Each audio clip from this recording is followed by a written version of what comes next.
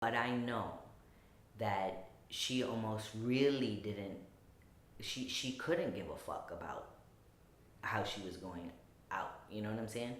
Because every single time Yalini or I have said something, so it can be pro-Tamil but anti-Tiger. It could be pro-Tamil but calling our community out on anti-queerness. It could be anti-caste shit that people are saying, you know, or feeling or thinking. Every time something come up like that, the community doesn't want to hear it or doesn't want to own it.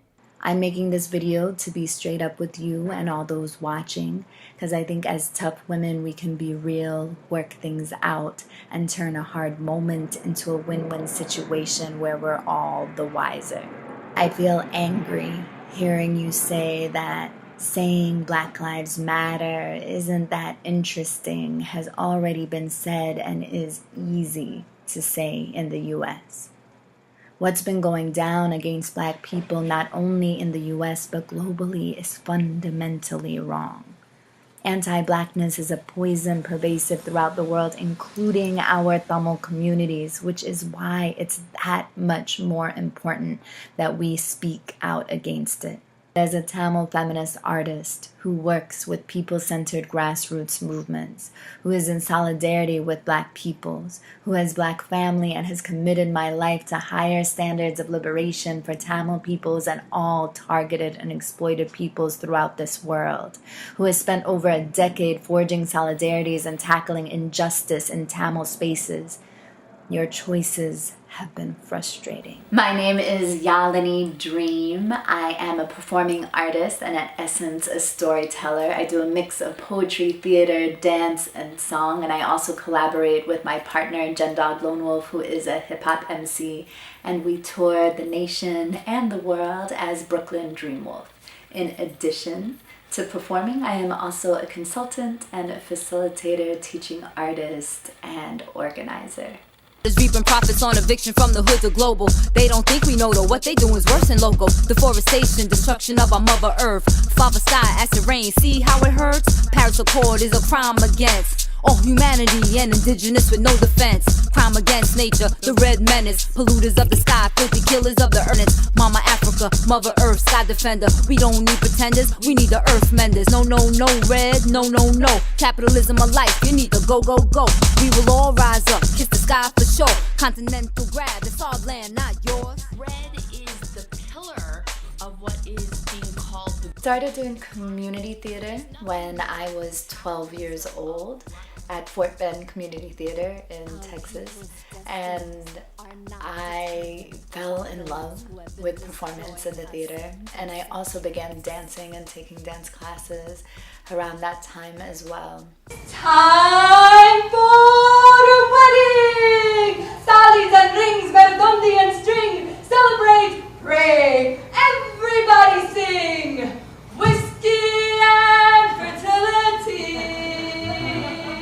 crushing coconuts and hiding cigarette butts, saris and salwar kameez, threading upper lip, don't be the subject of gossip.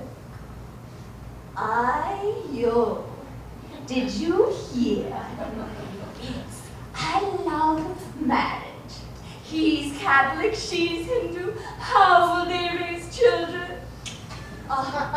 Better than this one over here who looks like she'll never get married. I went to school to study theater, and then reality hit in about what it means to be a darker brown skinned actress.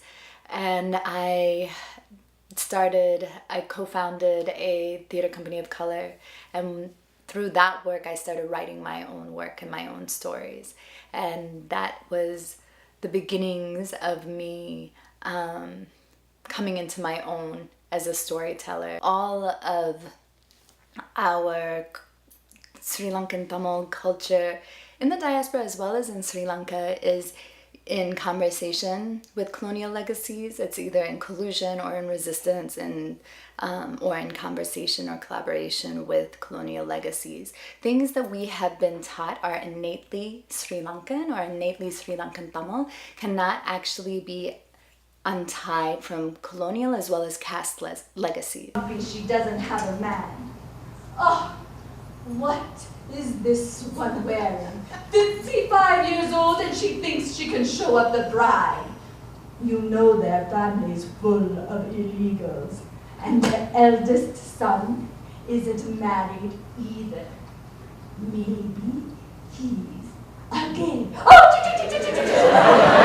Probably one of the hardest battles and conversations I had with my parents was not actually about being queer as much as it was being an artist. I was 16 years old when I realized and felt the deep calling to dedicate my life to storytelling and the arts and performing. It was a huge, huge fight, a huge battle. The entire family got involved, and I felt so strongly about it. It was something that was undeniable to me and something that I wanted with all my heart and soul, and I was willing to take all the risks that were before me in order to try to live this life as an artist. Even though so many people and most audiences, and especially Sri Lankan Tamils, have been moved by my work and have felt the power of the arts and its healing benefits, as well as its ability to be able to open conversations and bring us into a place where we can envision and imagine greater things for our communities and for humanity. It is not seen to be something that has value when it comes to a life journey. It's seen as something that's detrimental to our lives. Then, on one more school day, the little girls on my side, Mahal, we cannot stay, or people with guns will take you away.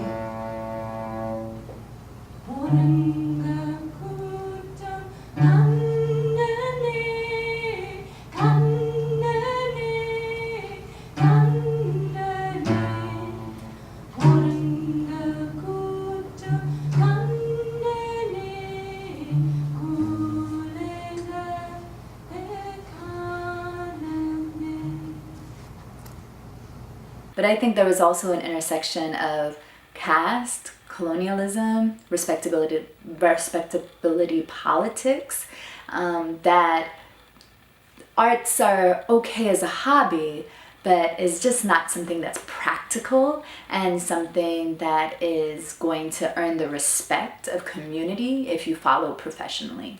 So many of our most skilled, powerful artists who have been passing down wisdoms through the arts for centuries are from exploited castes in our community.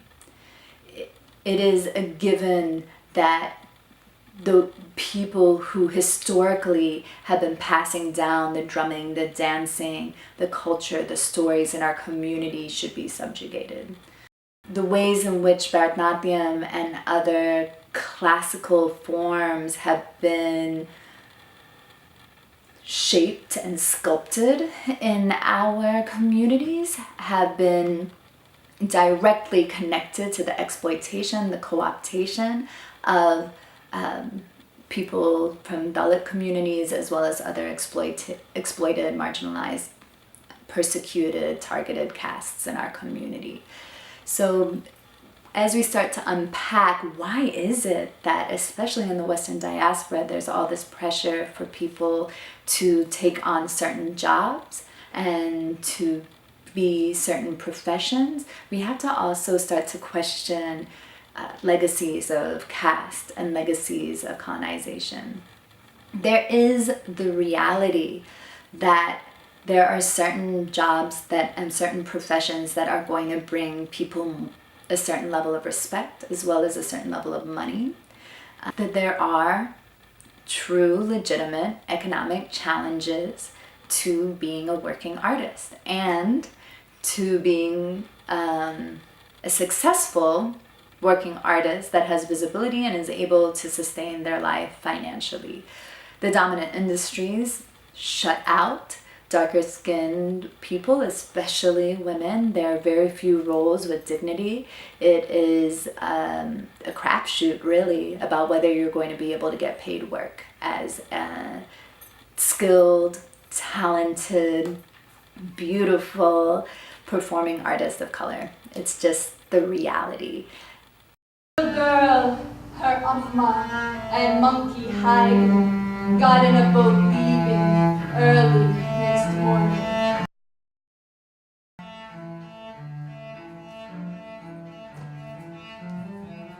Desire for Western countries, especially like the United States, to have highly skilled scientists and professionals was also a direct response to the Cold War being in competition with Russia. The fears that came post-Sputnik and what American race politics allows and dictates for different people of different ethnic backgrounds to be able to do professionally. Only certain people are allowed to come into this country, but then we believe that it's innate, you know, that there's all these barriers and there's all these things that push you in a certain direction. We somehow think that that has to do, in essence, with who we are. And I began to question what it is that I had been taught as a child, and I started to see the damage that this self-hatred and internalized racism had done to myself, as well as my relationship with other people in my family. When I was in the 2nd grade, having a fit and telling my mother that to stop making my clothes, and that I wanted real clothes, you know, that other American children had, name brands. And Amma had, you know, she was very, you know, more from a village, provincial way of being, right? So a simpler life. And, you know, she was putting all this effort into making my clothes, but I wanted Guess jeans, and I wanted to be able to fit in socially with my peers. And my mother's journey through an American Western lens was something that was backwards, that was old-fashioned, that wasn't cool. I wasn't allowed to shave my legs. I wasn't allowed to wear makeup. My skirt had to be below my knees. I used to go to school and pin my skirt, you know, in the bathroom. And that materialism wasn't something that was familiar to my mother. And we had huge fights about how I wanted to fit in school and the ways in which she felt was ethical and proper to be raised. I used to get really upset that my brother didn't have to cook and clean, and he didn't have to do the same kind of things that I had to do. And I saw my mother doing so much work in the house and taking care of us.